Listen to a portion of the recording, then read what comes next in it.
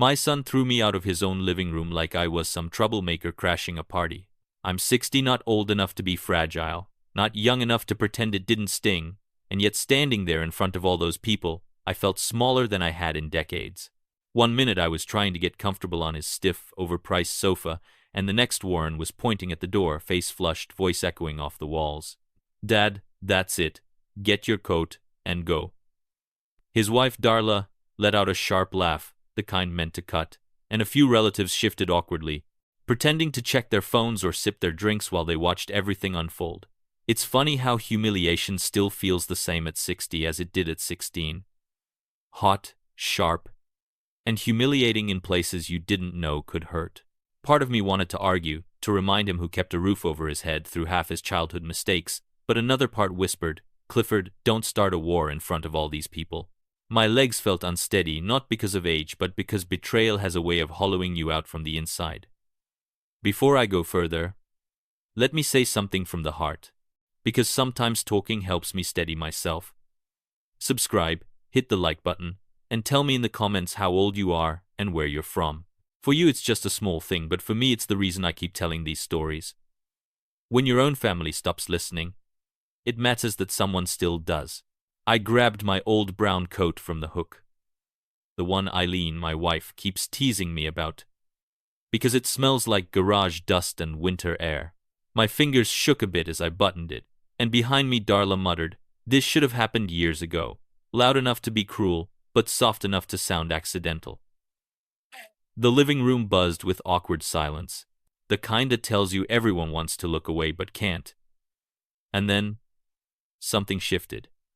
Eileen, quiet Eileen, finally stood. She moved slowly but with purpose, her chair scraping just enough to silence every conversation. Warren froze mid-breath, Darla's smirk collapsed, and even the TV's glow suddenly felt dimmer. Eileen looked around the room, then at Warren, and said 5 calm, unshakable words that cut through the air like glass. "This house is not his." In that moment, this house, the whole room seemed to stop breathing, and even I didn't yet know just how deep those 5 words would reach. When Eileen said those 5 words, Warren blinked at her like she'd suddenly started speaking another language. Darla's mouth hung open just long enough for me to wonder if a fly might wonder, in which, honestly, would have been the most useful thing she contributed all evening. Several people shifted their weight, pretending they hadn't just heard the verbal equivalent of a lightning strike, and I stood there halfway into my coat, feeling like I was watching a movie where I didn't know the ending, even though I was in it. Warren finally managed to choke out, "What are you talking about?" His voice cracked, and not the angry crack from earlier, the panicked kind he used to have as a kid whenever he realized he'd forgotten his homework, usually right after we'd already driven halfway to school. Part of me wanted to laugh just remembering it. Another part wanted to sit down before my knees did something dramatic on their own. Eileen didn't raise her voice. She didn't need to. She just walked past me calm as a Sunday morning and put her hand on the armchair like she was steadying herself. But I knew that stance it meant she was about to dig her heels in. "Clifford, and I didn't tell you everything when we moved here," she said. "We didn't want you to worry." A murmur swept the room. Someone gasped softly. Someone else dropped a cracker. And in the corner, my cousin Lowell leaned forward so hard his cheap folding chair squeaked loud enough to remind everyone why we never ask him to bring furniture to gatherings. Warren tried to puff himself back up. "This is my house. I pay the bills." Eileen held up a single finger, and he actually stopped mid-sentence. I hadn't seen him obey that fast since he was 9, and she caught him trying to microwave a metal fork. "The mortgage," she said evenly, "is not in your name." A silence fell so heavy, it felt like the entire room was holding its breath. I swear, even the refrigerator stopped humming for a moment, probably out of respect. Darla's face drained of color like she'd just remembered she'd left something important in the oven. Warren stared at us like he was waiting for someone to shout, "Just kidding." And I stood there wondering if I should take my coat off or leave it half on in case things went south. At 60, you learn to always be ready for an exit, but also for a nap, depending on where the evening goes. But the moment that really cracked the tension came from the least expected place. Our grandson, little Chester, who suddenly blurted out, "Wait, does that mean Grandpa owns my Xbox too?" Half the room snorted, the other half tried not to. And Darla shot him a glare so fierce you'd think he'd confess to arson. But the brief laughter only made the silence after it heavier, because what Eileen said was only the tip of the truth, and every single person in that room felt it. Something much bigger, something we had kept hidden for years, was about to surface. Warren's face went from confusion to anger to something close to fear. The kind a man feels when he realizes the ground under him isn't solid after all. He tried to laugh it off, but it came out thin and shaky. Mom, Dad, come on. You're not serious. He looked around the room, desperate for someone to nod along, but everyone stared at him like he just admitted he didn't know how to open a jar. Eileen stayed steady, hands resting on the back of a chair, her posture calm in a way that made the tension twice as loud. We bought this house, she said softly. Not you. Not Darla. Us. Her words weren't dramatic. They didn't need to be. They just hung there, heavy, real, undeniable. Darla stepped forward, her heels clicking like she was marching toward a lawsuit. That can't be true. Warren handles everything. Handles? I muttered before I could stop myself. Last week, he couldn't handle unclogging a drain without calling me in a panic. That earned a few chuckles. Even from old cousin Lowell, who nearly spilled his drink down his shirt, though, to be fair. He usually does that even without laughing. Warren spun toward me. Dad, stop. This is ridiculous. Oh, it gets better, I said, rubbing my forehead, partly from stress and partly because my reading glasses were still sitting crooked after I'd accidentally sat on them earlier. They're fine, just give everything a slight lean, like the world's politely tilting away from me. Eileen took a breath, steady but tired. We never transferred the deed because you two weren't stable enough. We wanted you to have time, to grow, to prove you were ready. A wave of whispers filled the room again. Warren looked like someone had unplugged him. Darla looked like she wanted to start Googling property law right then and there. I stepped closer, not to attack him, but because I suddenly felt something old and painful stirring inside me, disappointment. The kind of father tries to swallow but can't. Why did you think the mortgage never changed names? He opened his mouth, then closed it. Because he didn't have an answer. And just when the room couldn't get more tense, my cousin Lowell sneezed so explosively that half the room flinched. I swear the man sneezes like someone starting an old lawnmower. It broke the silence, but only for a heartbeat. Because everyone could feel it. This was far from the end of the truth. It was only the first crack. Warren started pacing, one hand in his hair, the other waving in the air like he was trying to swat away the truth. So what, you two just lied to us? For years? His voice wasn't angry now, it was wounded, confused, the kind of tone a man uses when the world stops matching the version he built in his head. Eileen didn't flinch. We didn't lie, we protected you, and we waited for you to grow up. That line hit him harder than anything else so far. His shoulders tightened, his eyes darted toward the guests, as if hoping someone would interrupt and save him from what was coming. No one did. Even Darla's grip on his arm loosened, like she wasn't sure whose side she wanted to stand on anymore. I cleared my throat, trying to keep my voice calm. Look, son, we didn't plan to drop all this tonight. I came here to have dinner. Maybe ruin my shirt with gravy like I usually do.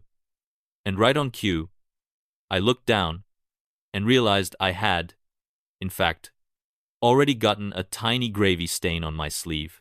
Perfect timing. A few people snickered, and honestly, I couldn't blame them. My shirts collect stains the way some people collect stamps. Warren ignored the chuckles and pointed at us again.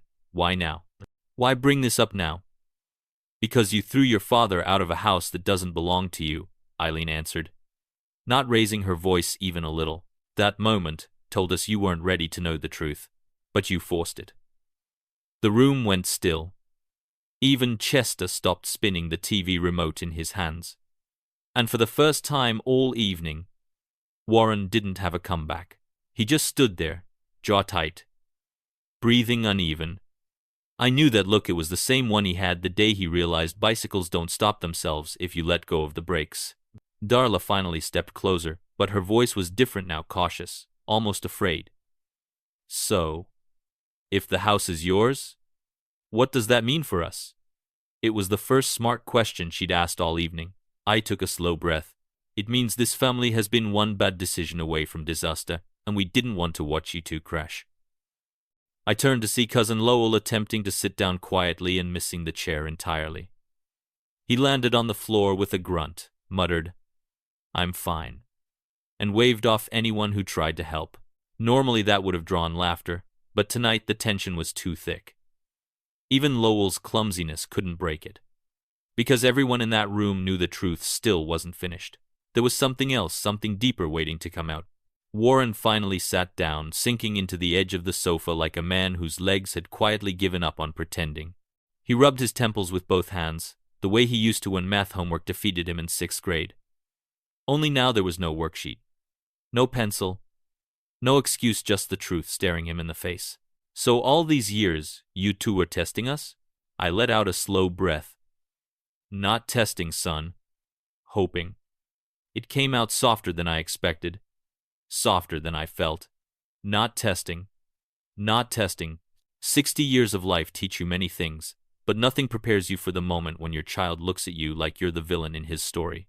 Darla folded her arms, clearly annoyed that Warren's collapse didn't match the dramatic speech she'd prepared in her head. "Well, if you wanted us to grow, maybe you should have said something instead of spying from the shadows." I chuckled under my breath, not kindly.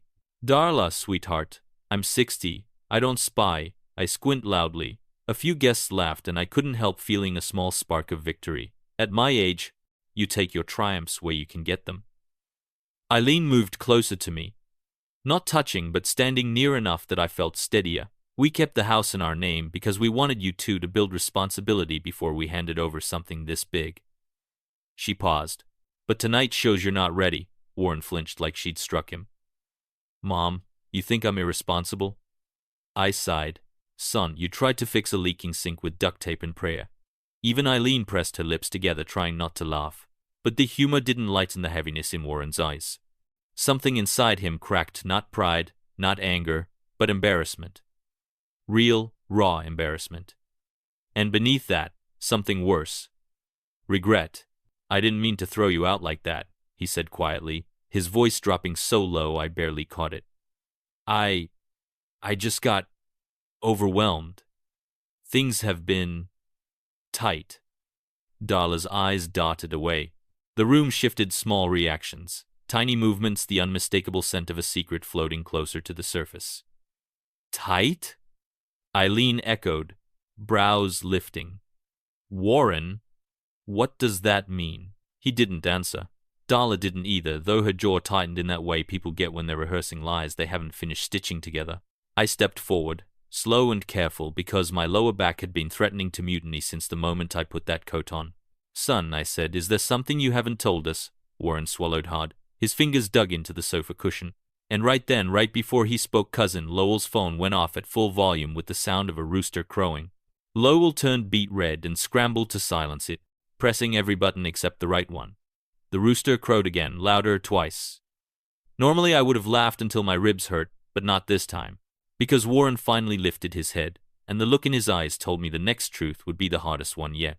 Warren finally looked up, and for a moment he didn't seem like a grown man with a job and a family. He looked like my kid again, the one who used to hide broken school notes in his backpack until they started falling out on their own. "Dad, Mom, we're behind," he said quietly. "On everything." Warren. But it was too late. The truth was already bleeding out. He pressed his palms together, elbows on his knees. Bills, credit cards, car payments, and some other things. Other things? Eileen repeated, her voice calm in a way that made the whole room lean in. I tried to sit down next to him, but my knee made a sound like a bag of chips being stepped on, and I froze halfway through the motion. "If I go down," I muttered loudly, "someone better help me back up, because I'm not sleeping on this floor tonight." A few people chuckled weakly, grateful for the break in tension. I stayed standing, safer for everyone. Warren didn't smile. I tried to fix things, I really did, but everything just kept getting worse. "What did you do?" I asked, already bracing myself. He rubbed his hands over his face. "I took out a loan, a big one, and then another to cover the first one, and then a consolidation loan to cover all of them." My heart sank. Not because I was angry, but because I knew exactly how desperation smells. I'd been 20 once too. Darla jumped in defensively. It's not as dramatic as he makes it sound. Oh, really? I said. How many loans do you consider casual, Darla? 3? 5? Enough to buy a small town? Even Chester peeked from behind the armchair like he was watching a soap opera. Eileen lowered herself into a chair with a sigh not dramatic, more like a woman whose patience had been stretched to the last thread. Warren, we helped you both for years. Why didn't you come to us before it got this bad? Because I didn't want you to think I'm a failure, he whispered. That line hit me harder than anything else that night. I felt something twist painfully in my chest, not anger, but guilt. I took a step closer and put a hand on the back of the sofa for balance. Son, failing is pretending everything's fine while pushing the people who love you away.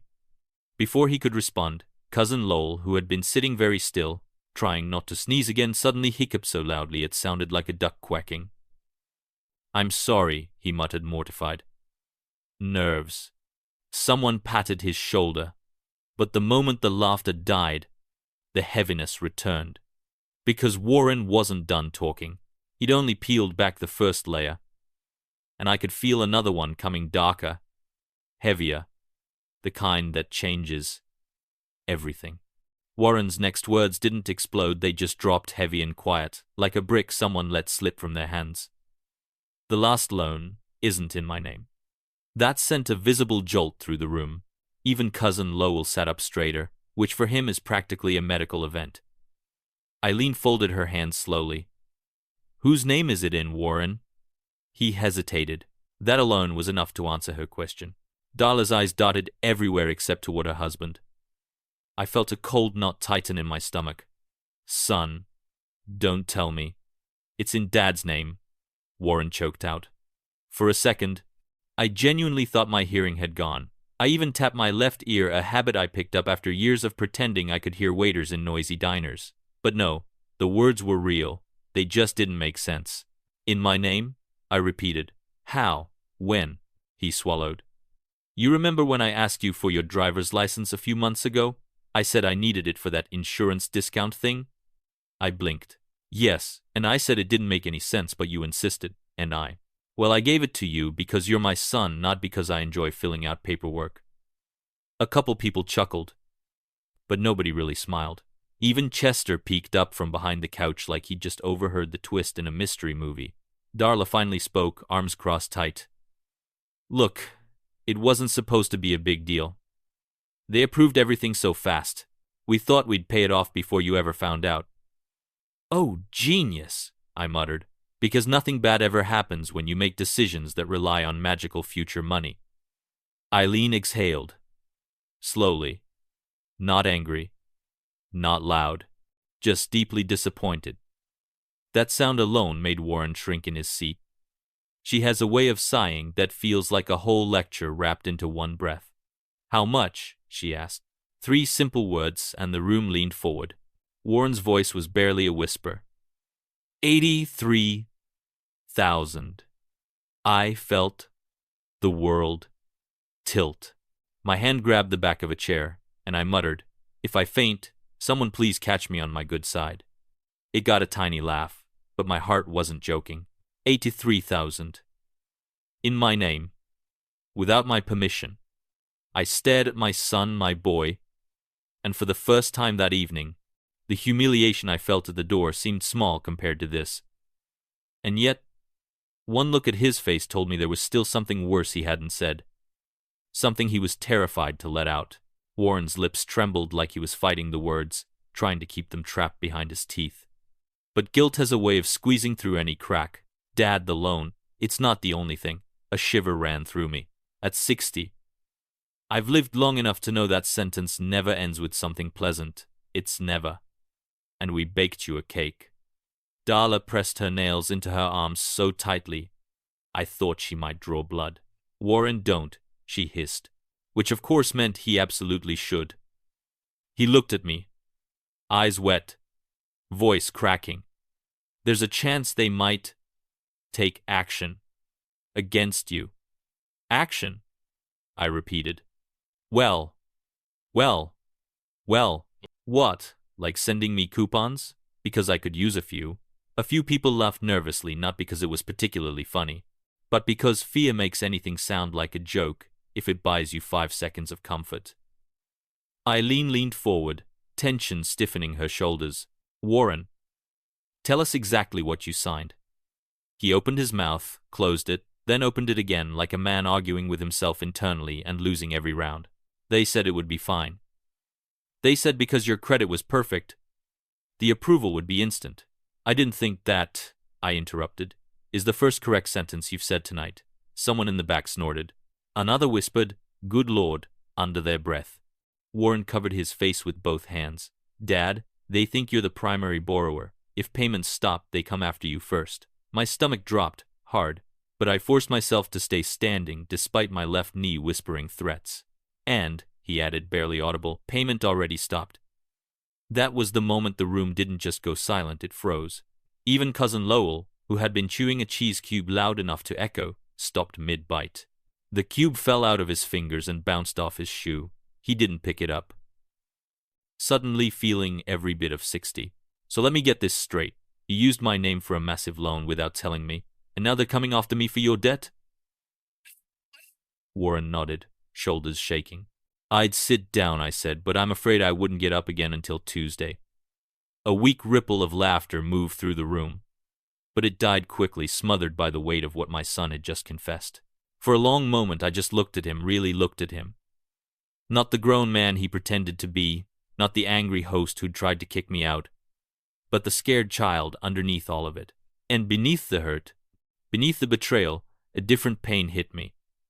A deeper one. My son hadn't trusted me enough to tell me the truth before everything fell apart. But the worst part? He still wasn't done. The fear in his eyes said there was one more truth heavier than all the rest waiting to surface. Warren's breathing turned shallow, the way a man breathes when holding something poisonous inside his chest. He looked at me, then at the floor, then at Darla, who suddenly found the ceiling very interesting. Dad, the loan wasn't just for bills. Eileen stiffened. Warren, what else? He hesitated so long the tension became a living thing in the room, wrapping around everyone's ribs. Darla jumped in first, her voice too quick, too bright. It's not that serious. People do it all the time. I raised a brow. Darla, usually when people say that, they follow it with something that absolutely nobody does. Warren closed his eyes. It was for an investment. My heart, which had already had a long night, sank another floor. Investment? Please don't say cryptocurrency. A soft laugh rippled through the guests' attire. Shaky one, like everyone was grateful for even a small joke before the next blow landed. Darla exhaled sharply. It wasn't crypto. It was a business opportunity. I folded my arms. What kind of business? Silence. Then Warren whispered, a franchise. Eileen blinked. Of what? He swallowed. It's a smoothie shop. That did it. Cousin Lowell immediately started coughing, not because he was choking on anything, but because he was trying desperately not to laugh. Unfortunately, this made him choke anyway, and he spent 10 seconds wheezing like an accordion someone sat on. A smoothie shop, I repeated slowly. And where exactly is this smoothie empire located? Warren stared at his shoes. It never opened. I stared. Eileen stared. Half the room stared. So, I said carefully, you took out an $83,000 loan in my name for a smoothie shop that doesn't exist? Warren nodded miserably. Darla threw her hands up. It wasn't our fault. The landlord backed out, and the blender equipment got stuck in customs, and the consultant disappeared. The consultant, I repeated. What consultant? She hesitated. The one who said he'd help us launch. The expert. I rubbed my temples. Did you meet this expert? No, Warren admitted. But he had a great website. Somebody in the back let out a genuine groan. It might have been me. Hard to tell. For a moment, I couldn't speak. My mind was juggling too many emotions: anger, disbelief, a strange urge to laugh hysterically, and a wave of exhaustion so strong I nearly sat down on the decorative stool beside me, until I remembered the last time I tried sitting on that thing and it nearly shot across the room like a hockey puck. But underneath all of it was a deeper ache. An older one. Son, I finally said, voice low and tight, why didn't you come to me before you made all these mistakes? His eyes filled instantly. Because I was ashamed. And because I thought you'd say I wasn't ready to handle real responsibility. The words hit me harder than anything so far. Because he was right. But I was ashamed. But hearing him say it still tore something open in me. And then unexpectedly, Eileen stepped closer and placed her hand firmly on my arm. Her touch wasn't soft or comforting. It was steady, resolute, because she already knew what I was starting to realize. The truth wasn't here to destroy us. It was here to corner our son and force one final revelation he'd been avoiding all night. Warren finally crumbled. Not dramatically, not with shouting, not with excuses, just quietly. His shoulders sagged, his eyes reddened, and he looked at me like a man who'd been running from himself so long he'd forgotten where the finish line was. Dad, I didn't just ruin the finances. I ruined our marriage too. Darla stiffened, shocked for half a second before crossing her arms. Oh, so now it's all your fault? Warren didn't even look at her. You were ready to walk away the moment things got hard. The room held its breath. I stepped closer, slow, careful, my back protesting every inch, and lowered myself onto the sofa beside him. Son, I said quietly, I can fix money. I can fix paperwork. I can even fix whatever the bank thinks I did. I paused. But I can't fix you if you hide from me. He swallowed hard. I didn't want you to see me fail. That dug deep, 60 years behind me, and that was still the wound that hurt most, the fear in my children's eyes. That I'd judge them when all I ever wanted was to guide them. Eileen stepped beside us, placing a steady hand on Warren's shoulder. We didn't raise you to be perfect. We raised you to be honest. And tonight, you finally were. The room softened. Even Darla's face changed less sharp, less performative. Maybe she finally saw her husband, not the version she wanted him to be. I sighed long and tired. All right, I said. Here's what's gonna happen. Tomorrow morning, we go to the bank. We straighten everything out.